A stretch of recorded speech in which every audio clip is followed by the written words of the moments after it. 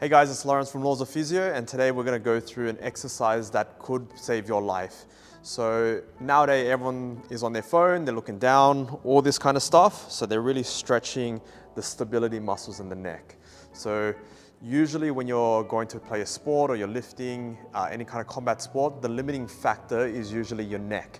So once you injure your neck, you're going to be in a lot of grief, very common in car accidents as well.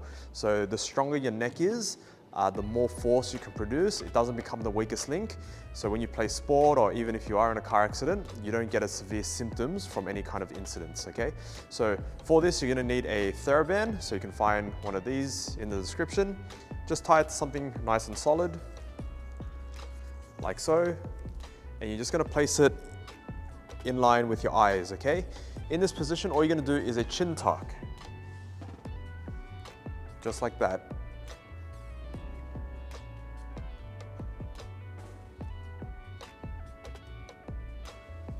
If you do get lazy, you can just hold it between your hands like that. Again, using a pole to stabilize and just making sure to bring your chin back, retracting your neck like that.